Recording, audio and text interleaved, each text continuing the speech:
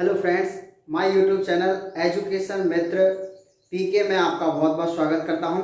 दोस्तों, इस video lecture का हमारा सबसे इम्पोर्टेंट मकसद यह है कि क्लास 12 केमिस्ट्री के अंदर 1 से लेकर 5 जो फिजिकल केमिस्ट्री के चैप्टर हैं उनमें से कौन कौन से topic exam point of view से वेरी इंपॉर्टेंट है, ये हमको बिल्कुल नहीं छोड़ने हैं। एग्जाम से पहले आपके लिए ये वीडियो बहुत ही कारगर साबित होगी। मैं जो आपको ये टॉपिक बताने वाला हूँ या जो क्वेश्चन डिस्कस करने वाला हूँ इनको जरूर देख के जाएं। ये पिछले 10-15 साल से जो एग्जाम पैटर्न रहा है उनमें किस तरह के क्वेश्चन पूछे गए हैं और कहाँ से न्यूमेरिकल आने की संभावना है, तो ये बहुत ही काम आएगी आपकी ये वीडियो। तो देखिए जरा, अगर हम बात करें जो आपका चैप्टर फर्स्ट है सॉलिड स्टेट के अंदर अगर हम इंपॉर्टेंट टॉपिक्स की बात करें दोस्तों, सबसे पहला क्वेश्चन बनता है यहाँ से क्रिस्टलीय और अक्रिस्टलीय ठोसों के अंदर डिफरेंस। देखो, पूरे पेपर में आपको डिफरेंस तो जरूर पूछेगा, तो लगभग 10-12 डिफरेंस हैं आपके पूरी केमिस्ट्री के अंदर। वहां से क्वेश्चन पक्का 2 या 3 क्वेश्चन डिफरेंस वाले आएंगे। तो देखिए, सबसे पहले तो क्रिस्टलीय और अक्रिस्टलीय ठोसों में अंतर, क्रिस्टलीय और अक्रिस्टलीय ठोसों में अंतर। ठीक है दोस्तों, एक क्वेश्चन तो यहां से बनता है। चलिए, सेकंड आता है, उसके बाद में हमने क्या पढ़ा, क्रिस्टलीय ठोस जो है उनका वर्गीकरण करा। तो उसके अंदर हमने कई टाइप के पढ़े थे, 4-5 टाइप पढ़े, सहसंयोजक क्रिस्टलीय ठोस है ना, आयनिक, आणविक। तो वो सब आपको देखने हैं, उनके जो एग्जाम्पल्स हैं वो आपको याद करना है, क्योंकि वो आपको एग्जाम्पल्स दे देगा एक साथ और फिर आपसे इनको क्या करवाएगा, क्लासिफाई करवाएगा कि भाई इनको आप क्लासिफाई करिए, ये किस टाइप का क्रिस्टलीय ठोस है। उसके बाद आता है दोस्तों आपका जो क्रिस्टलीय ठोसों के, हमने जो अक्रिस्टलीय और क्रिस्टलीय ठोसों के अंदर हमने गुण बात करें, इनके जो गुणधर्म की बात करें तीसरे नंबर पे, तो उनमें एक तो आपको शीतलन वक्र याद रखना है। क्या याद रखना है? शीतलन वक्र किसका कैसा होता है और उस ग्राफ को भी याद रखना है। दूसरी बात, समदैशिकता और विषमदैशिकता पे क्वेश्चन बनता है, यहाँ से आप पे टिप्पणी लिखा सकता है, समदैशिकता एवं विषमदैशिकता पर टिप्पणी लिखवा सकता है। ठीक है, और एक क्वेश्चन यहाँ से आता है कि भाई आपके जो कांच है उसको अति शीतित द्रव क्यों कहते हैं, कांच को अति शीतित द्रव क्यों कहता है, तो ये सबको पता ही होगा। उसके बाद में चौथे नंबर पर क्वेश्चन आता है, देखो छोटी छोटी सी डेफिनेशन है, यूनिट सेल इकाई कोष्ठ का, 1 नंबर में ये पूछ सकता है, इकाई कोष्ठ का। ठीक है, और आपसे पूछ सकता है जालक बिंदु की डेफिनेशन, छोटी छोटी सी डेफिनेशन। 5वें नंबर पर अगर हम बात करें दोस्तों, तो अपन ने जो 3 लोगों के लिए 4 बात करी थी ना, 3 लोगों के लिए 4 बातें, 3 लोगों के लिए 4 बातें, यानी कि हमने एक टेबल बनाई थी SC, BCC और FCC के लिए, जो हमने 4 बातें लिखी थी, ए और आर में रिलेशन, उनकी कोऑर्डिनेशन नंबर, उनकी पैकिंग एफिशिएंसी और उनके लिए जेड की वैल्यू यानी कि कुल परमाणुओं की संख्या। तो आपको ये याद रखने हैं, इस टेबल में से पक्का क्वेश्चन आपको देखने को मिलेगा। 6ठे नंबर पर अगर हम बात करें तो दोस्तों packing efficiency, percentage packing efficiency का फॉर्मूला, ठीक है ना, वो भी पूछ सकता है कि होती क्या है, संकुलन क्षमता, पैकिंग एफिशिएंसी होती क्या है, उसका फॉर्मूला क्या है।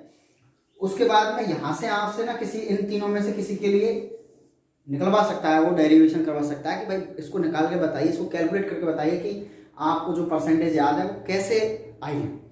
तो इनमें से किसी एक के लिए आप पे क्या करवा सकता है, वो कैलकुलेट करवा सकता है। उसके बाद में है आपके 7वें नंबर पे घनत्व का सूत्र पूछ सकता है, डायरेक्ट घनत्व का सूत्र, क्रिस्टलीय ठोस के घनत्व का सूत्र आपको याद होना चाहिए और इस पर बेस्ड न्यूमेरिकल भी आ सकता है, तो एक न्यूमेरिकल जरूर देख के जाएं। देखो, कैलकुलेशन ज़्यादा ऐसी खास नहीं आएगी, आपको बस फॉर्मूले के अंदर अच्छे से वैल्यू पुट करना आना चाहिए, यूनिट को ध्यान में रखते हुए। ठीक है ना। चलिए, उसके अलावा 8 नंबर पर अगर हम बात करें दोस्तों, तो इस चैप्टर के अंदर आते हैं फिर क्या, आपके निबिड़ संकुलन। निबिड़ संकुलन भी थोड़ा बहुत पढ़ के जाना है। उसके अंदर हमने पढ़ा है 2D निबिड़ संकुलन के अंदर एक तो वर्गाकार निबिड़ संकुलन है ना, वर्गाकार निबिड़ संकुलन, और एक षटकोणीय निबिड़ संकुलन। उसके अंदर थोड़ा सा आपको बातें याद रखनी है, उनके कोऑर्डिनेशन नंबर भी याद रखने हैं। उसके बाद हम बात करते हैं HCP और CCP की, ठीक है ना। तो उसकी थ्योरी जो आपको पता होना चाहिए कि कब HCP बनता है और कब CCP बनता है, और उनके अंदर वेरी इंपॉर्टेंट चीज याद ये रखनी है कि कितनी अष्टफलकीय रिक्तियां हैं, कितनी चतुष्फलकीय रिक्तियां हैं। अष्टफलकीय और चतुष्फलकीय रिक्तियों की संख्या भी आपसे डायरेक्ट पूछ सकता है कि भाई HCP में कितनी अष्टफलकीय कितनी चतुष्फलकीय रिक्तियां होती हैं। अब उसके बाद में आपसे यहाँ से क्वेश्चन भी पूछ सकता है। देखो NCERT में एक एग्जाम्पल दे रखा है, उसी को देख करके नहीं आप समझ सकते हो कि किस टाइप का क्वेश्चन पूछा जा सकता है। यानी फॉर्मूला निकलवाता है आपसे, आपसे कहेगा कि इस टाइप के कण यहाँ रखे हैं, उस टाइप के कण वहाँ रखे हैं, तो उस क्रिस्टल का क्या बताइए, फॉर्मूला बताइए कि क्या होगा। तो एक टाइप का ये क्वेश्चन।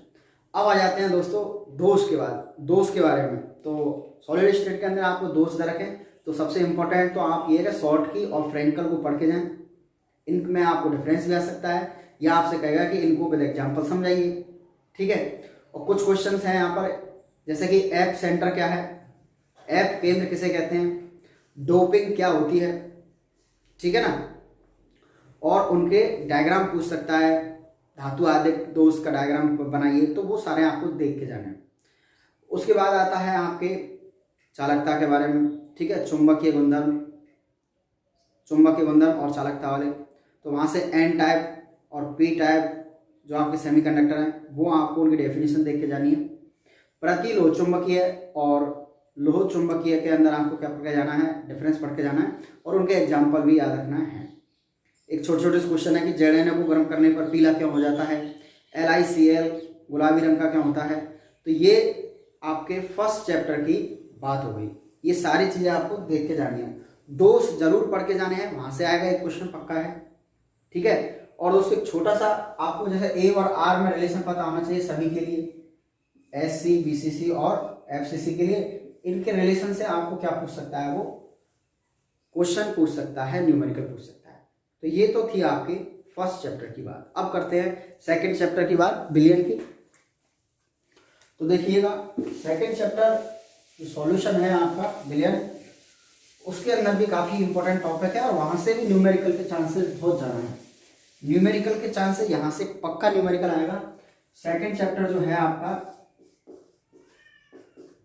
सेकंड चैप्टर का नाम क्या है दोस्तों, सॉल्यूशन, यानी कि बिलियन, है ना। इसमें देखिए सबसे पहले आपने क्या पढ़ा, बिलियन की परिभाषा पढ़ी, उसके बाद में इनके अंदर कुछ टर्म पढ़े, बिलियन के टाइप पढ़े, तो वो सब बेसिक आप थोड़ा सा देख सकते हो। सबसे इंपॉर्टेंट चीज है कि हमने जब अवस्था के आधार पर, है ना, विलय और विलायक की अवस्था के आधार पर ठोसों का वर्गीकरण करा था, गैसीय विलयन, द्रव विलयन और ठोस विलयन। उसके अंदर जो एग्जाम्पल है ना दोस्तों, वो याद रखना आप लोग, क्योंकि एग्जाम्पल दे करके आपसे पूछेगा कि ये किस प्रकार का विलयन है और इसके अंदर विलय की कौन सी अवस्था है, ठीक है। तो वो शुरुआत के जो 2 पन्ने हैं आपके थ्योरेटिकल, वो देखने हैं। उसके बाद क्या है इंपॉर्टेंट, वो है आपकी सांद्रता के पद, सांद्रता के पद। सांद्रता के पद के अंदर 3 चीज ज्यादा इंपॉर्टेंट है, एक तो मोलरता, ठीक है ना, मोलरता, मोललता, और उसके बाद में मोल में, ठीक है ना। इनके सीधे सीधे फॉर्मूले भी पूछ सकता है आपसे, ठीक है।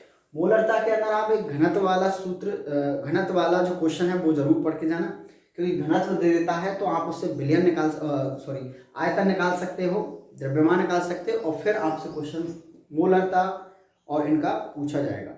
क्लियर है बात, चलिए आगे चलते हैं। उसके बाद में आता है दोस्तों दूसरे नंबर पे ठोसों की द्रव में विलेयता और ठोसों की गैस में विलेयता। तो ठोसों की द्रव में विलेयता को प्रभावित करने वाले कारक पड़े थे, उसमें ठोसों की द्रव में विलेयता पर ताप का प्रभाव, ठोसों की द्रव में विलेयता पर, ठोसों की द्रव में विलेयता पर ताप का प्रभाव, है ना, ताप का प्रभाव पूछ सकता है। उसके बाद में आता है आपका तीसरे नंबर पर ठोसों की द्रव में विलेयता पर दाब का प्रभाव, और वो है हेनरी नियम। हेनरी नियम ये तो पूरा ही पढ़ के जाना है। हेनरी नियम, तो हेनरी नियम का फॉर्मूला, हेनरी नियम का स्टेटमेंट, इससे रिलेटेड ग्राफ, इसके अनुप्रयोग और इसकी सीमाएं, यहां से पक्का क्वेश्चन आएगा एक, है ना। चलिए, और चौथे नंबर पे हम बात करते हैं फिर राउल्ट का नियम। है ना। राउल्ट के नियम के अंदर आपको इसका स्टेटमेंट याद होना चाहिए, राउल्ट का नियम क्या है, और यहाँ से फिर आदर्श और अनादर्श विलयन की जो शर्तें हैं ना दोस्तों, वो आपको याद होनी चाहिए, क्योंकि ये आपसे जो आपके ऑप्शनल क्वेश्चन आएंगे उसमें भी पूछ सकता है कि इनमें से कौन से आदर्श विलयन की शर्त नहीं है। तो 3 शर्तें आपको वो याद होनी चाहिए। इनके जो ग्राफ हैं, है ना, अनादर्श विलयन 2 टाइप का होता है, ऋणात्मक विचलन और धनात्मक विचलन प्रदर्शित करने वाले। तो इनके जो ग्राफ हैं वो ग्राफ भी बनवा सकता है, ठीक है, और एग्जाम्पल भी 2-4 याद रखना। चलिए उसके बाद में 5 नंबर पर हम बात करें अनुसंख्य गुणधर्म। कौन से गुणधर्म? अनुसंख्य गुणधर्म। अनुसंख्य गुणधर्म, अनुसंख्य गुणधर्म तो सारे इंपॉर्टेंट है, यहीं से तो क्वेश्चन आएगा। अनुसंख्य गुणधर्म की डेफिनेशन भी पता होना चाहिए। कई बार तो ऐसे पूछ लेता है कि अनुसंख्य गुणधर्म किसे कहते हैं और वो कितने टाइप के हैं। तो अपन ने जो भी पढ़े 4 अनुसंख्य गुणधर्म उनको आपको पता होना चाहिए। दोस्तों देखिए, अनुसंख्य गुणधर्म के अंदर आपसे किसी भी फॉर्मूले का डेरिवेशन करवा सकता है वो, ठीक है ना। आपसे सिंपली मोलर द्रव्यमान ज्ञात करवा सकता है, विलेय का मोलर अनुभार या मोलर द्रव्यमान कह लो या अनुभार कह लो, बात एक ही है। विलेय का अनुभार ज्ञात करने का सूत्र ज्ञात कीजिए। तो इसमें सबसे ज्यादा इंपॉर्टेंट रहता है परासरण दाब, परासरण दाब, ठीक है। और परासरण दाब से एक क्वेश्चन और पूछा गया कई बार एग्जाम में कि ऐसी कौन सी अनुसंख्य गुणधर्म की प्रॉपर्टी है या कौन सा अनुसंख्य गुणधर्म है जो उच्च अनुभार वाले जो बहुलक होते हैं उनको ज्ञात करने में काम में ली जाती है, ठीक है। तो उसका आंसर रहेगा परासरण दाब। परासरण दाब अनुसंख्य गुणधर्म को बहुलकों के अनुभार ज्ञात करने में उपयोग में लिया जाता है। क्लियर है क्या? तो एक ये बात याद रखनी है। यहाँ से आपको एक क्वेश्चन जो वेरी इंपॉर्टेंट रहता है वो है आपका स्थिर क्वाथी मिश्रण, एजियोट्रोपिक मिश्रण। स्थिर क्वाथी मिश्रण, स्थिर क्वाथी मिश्रण, एजियोट्रोपिक मिक्सचर, एजियोट्रोपिक मिक्सचर। इसकी डेफिनेशन और इसका एक एग्जाम्पल आपको याद होना चाहिए, क्योंकि ये अभी 2-3 साल पहले ही पूछा गया था एग्जाम में। स्थिर क्वाथी मिश्रण या एजियोट्रोपिक मिक्सचर किसे कहते हैं, इसको एग्जाम्पल दे करके समझाइए। तो ये भी आपको याद होना चाहिए। अब उसके बाद आता है क्वेश्चन, क्या रहेगा अगला? तो उसके बाद हमने पढ़े असामान्य गुणधर्म। तो असामान्य मोलर द्रव्यमान। असामान्य मोलर द्रव्यमान के अंदर आपको बॉन्टॉप गुणांक की परिभाषा, बॉन्टॉप गुणांक की डेफिनेशन और इससे रिलेटेड बातें आपको याद होनी चाहिए, ठीक है। तो बॉन्टॉप गुणांक से रिलेटेड आपको डेफिनेशन याद होनी चाहिए, फॉर्मूले याद होने चाहिए इसके, ठीक है। बॉन्टॉप गुणांक जो आयोटा होता है वो कब 1 होता है, कब 1 से कम होता है और किस कंडीशन में 1 से ज़्यादा होता है। तो यहाँ पर ये हो गई आपके सेकंड चैप्टर की बात। अब आप कहोगे गुरुजी आप तो क्या है सारा ही आपने तो चैप्टर इंपॉर्टेंट बता दिया, इसमें तो कुछ ऐसा तो बताया नहीं कि ये भाई आने वाला है। तो देखो, पेपर बनाने वाला कुछ भी दे सकता है, मैं तो बस केवल आपके लिए एक बार बात कर रहा हूँ कि इन चीज़ों को आप देख लेना, छोड़ना मत। बाकी पढ़ना तो सारा ही है दोस्तों, देखिए जो जितना पढ़ सकता है उतना पढ़िए। हाँ, अगला है आपका जो चैप्टर नंबर 3 है,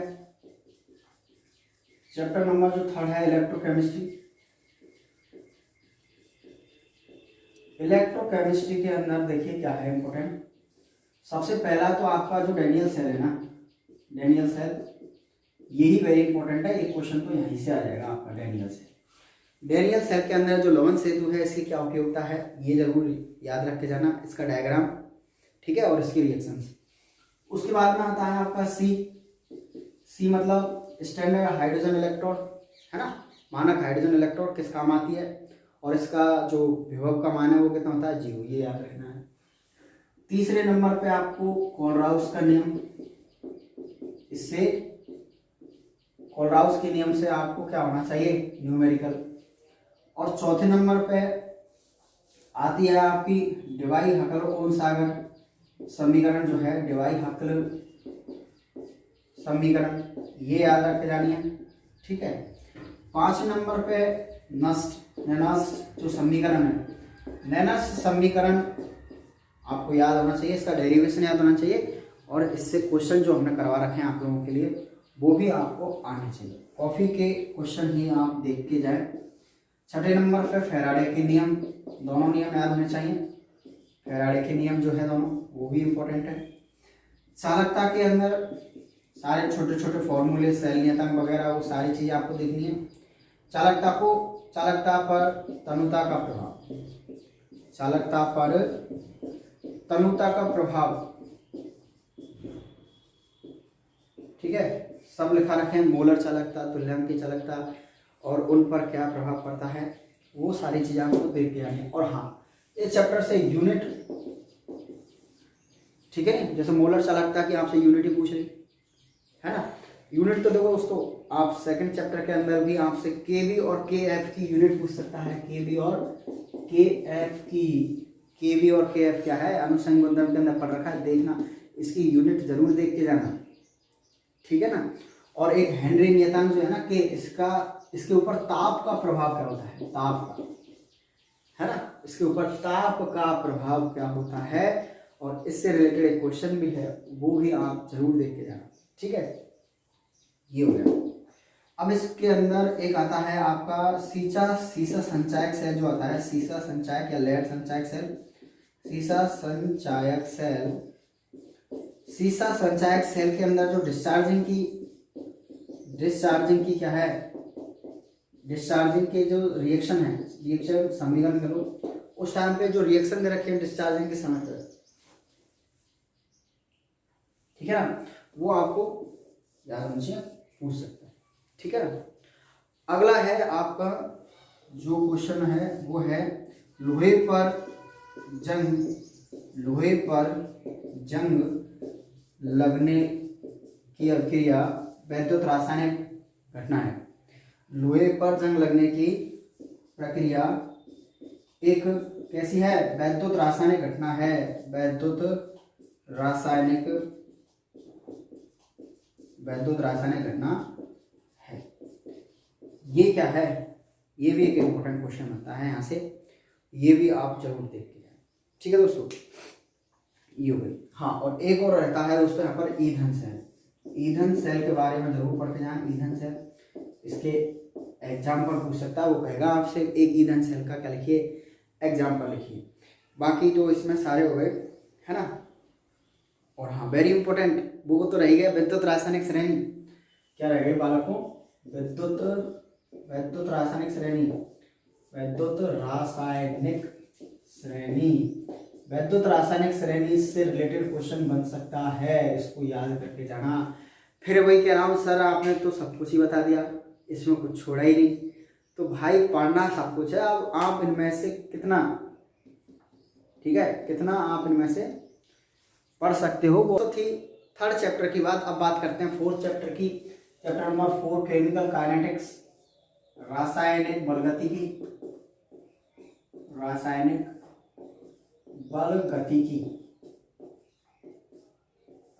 बलगतिकी के अंदर हम बात करते हैं दोस्तों, सबसे पहला ही टॉपिक है। तो सबसे पहले तो आपको पता होना चाहिए क्या, रासायनिक अभिक्रिया वेग, रासायनिक अभिक्रिया वेग या अभिक्रिया की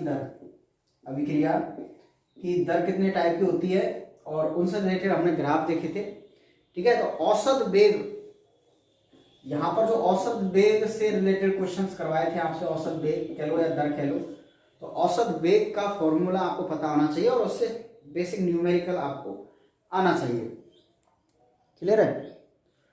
देखिए उसके बाद में है सेकंड पॉइंट, अभिक्रिया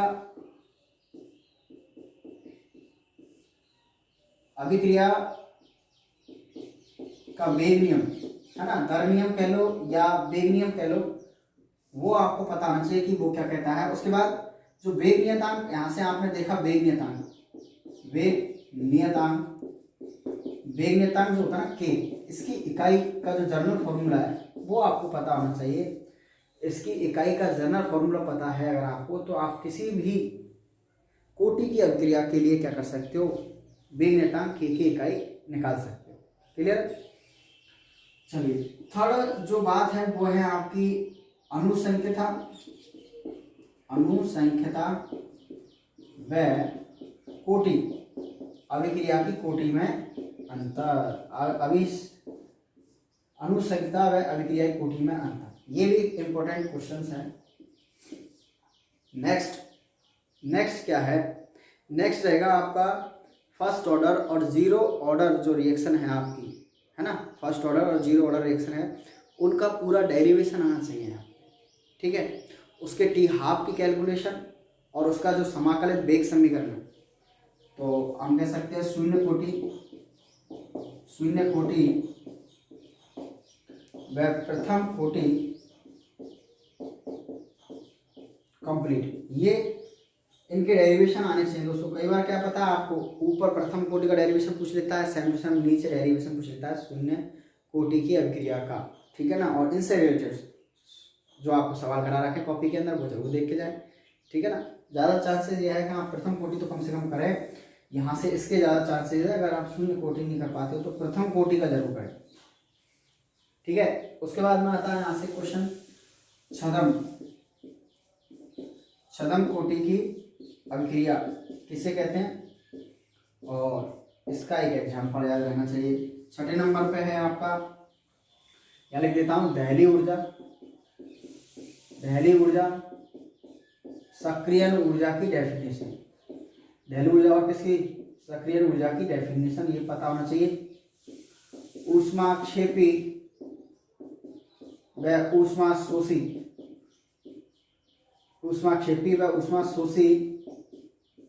अभिक्रिया का जो ग्राफ है वो क्या होता है, ये भी देख जाना, ठीक है ना। चलिए उसके बाद में आता है अभिक्रिया वेग को प्रभावित करने वाले कारक। अभिक्रिया वेग को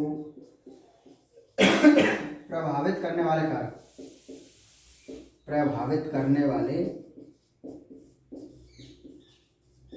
कारक, इसके अंदर भी एक है ताप का प्रभाव, दूसरा है उत्प्रेरक, और तीसरा है आपका पृष्ठीय क्षेत्रफल का प्रभाव, ठीक है ना। ये तीनों ज्यादा इंपॉर्टेंट हैं, बाकी आपको पूरा देख सकते हो। उसके बाद में एक टॉपिक और है, वो है आपका ताप गुणांक की डेफिनेशन और आरेनियस समीकरण,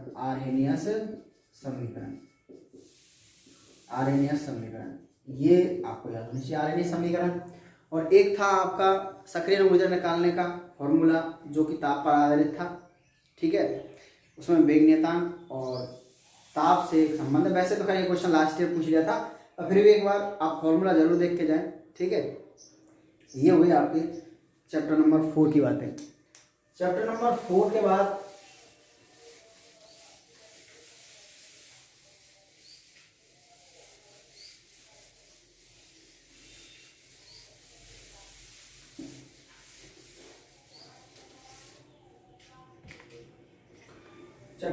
बाद है चैप्टर नंबर 5 सरफेस केमिस्ट्री।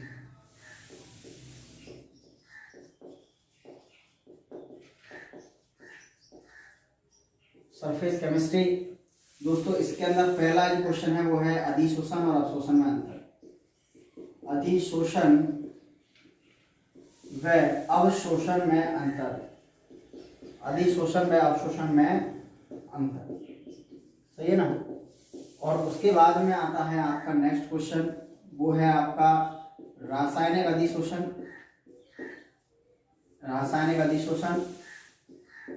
और भौतिक अधिशोषण। रासायनिक अधिशोषण व भौतिक अधिशोषण में अंतर। भौतिक अधिशोषण में अंतर, तो यहाँ से ये दो डिफरेंस, ठीक है। और एक तीसरा डिफरेंस मैं यही लिख देता हूँ आपको, ये द्रव स्नेही, ठीक है, द्रव स्नेही कोलाइड विलयन, और दूसरा है द्रव विरोधी कोलाइड विलयन।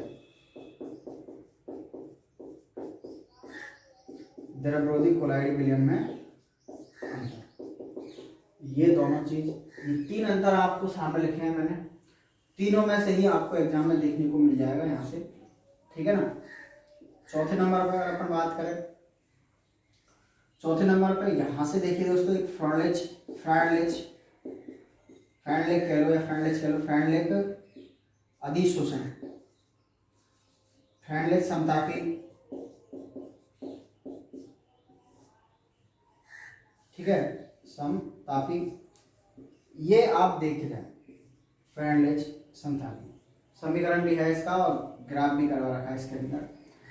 5th नंबर पे आता है आपका नेक्स्ट टॉपिक एंजाइम उत्प्रेरण की क्रियाविधि।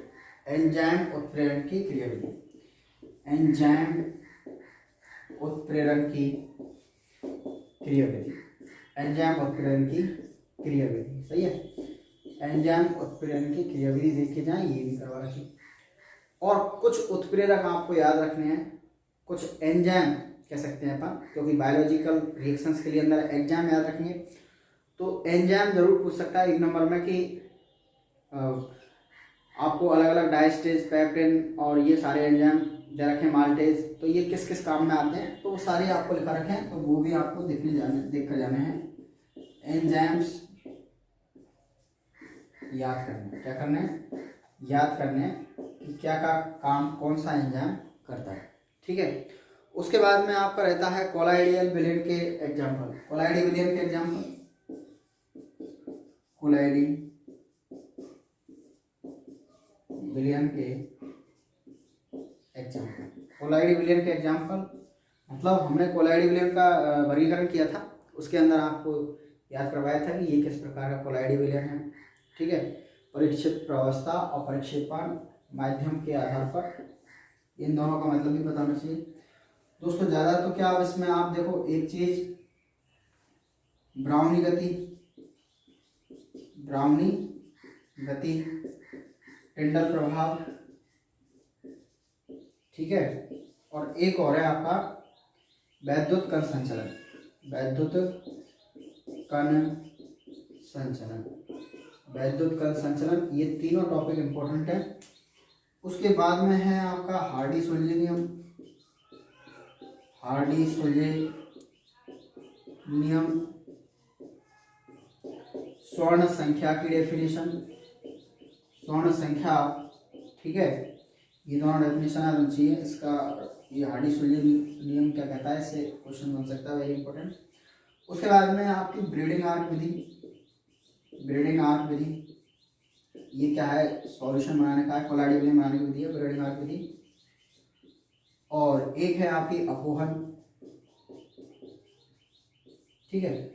और 2 इंपॉर्टेंट चीजें आपके पायसीकरण यानी कि इमल्सन, पायसीकरण कह लो या इमल्सन कह लो, और इसका एग्जाम्पल भी याद रखना। और एक होता है आपका पेप्टीकरण, पेप्टीकरण, ठीक है। ये दोनों अच्छे से याद रखना है।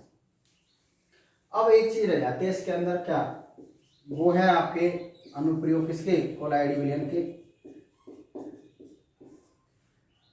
तो दैनिक जीवन में ऐसी कई घटनाएं हैं जहां पर कोलाइडी विलयन का अनुप्रयोग है, जैसे कि आकाश का रंग नीला क्यों दिखाई देता है, 2 नदियां जब समुद्र में मिलती है, या नदियों का पानी जब समुद्र में मिलता है तो वहां पर डेल्टा का निर्माण होता है, ठीक है ना।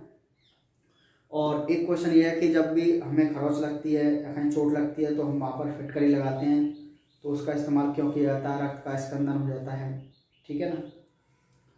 तो ये सारी चीज़ें आपके लिए मैंने डिस्कस करी। अब दोस्तों देखिए, इम्पोर्टेंट बात यह है कि अगर कोई बच्चा चाहे कि भाई अब एग्जाम टाइम पे मैं शुरू से तो पढ़ा नहीं और अब इनको कंप्लीट कर लूँ इन सारे चैप्टरों को, तो वो तो खैर क्या है, पॉसिबल कम है।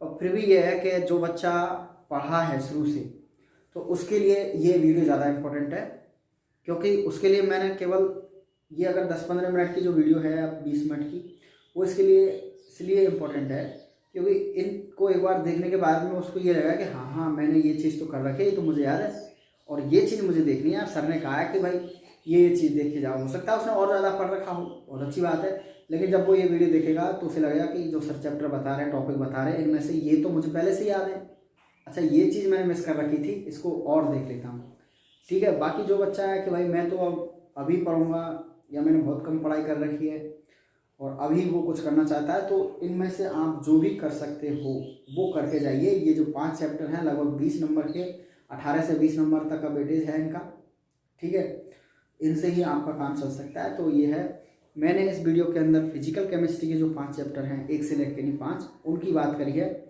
आगे नेक्स्ट वीडियो में इनऑर्गेनिक केमिस्ट्री के सारे चैप्टर ले लेंगे अपन, जिसके अंदर आपका धातु का निष्कर्षण हो जाएगा, उसके बाद में पी ब्लॉक, उसके बाद में डी ब्लॉक और एफ ब्लॉक, और उसके बाद में अपन ले लेंगे क्या, उपसतही यौगिक। तो वो 4 चैप्टर आपके इनऑर्गेनिक के हो जाएंगे। उसके बाद में सारे और जो भी चैप्टर है वो किसके हैं, आपके ऑर्गेनिक केमिस्ट्री, तो उसके लिए अलग से वीडियो आपके लिए उपलब्ध हो जाएगी। थैंक यू दोस्तों, जय हिंद जय भारत। आप लोगों ने अगर मेरे चैनल को सब्सक्राइब नहीं किया है तो इसे सब्सक्राइब कर लीजिए, ताकि आपको ऐसी ही इंपॉर्टेंट वीडियो आगे मिल सके। ओके।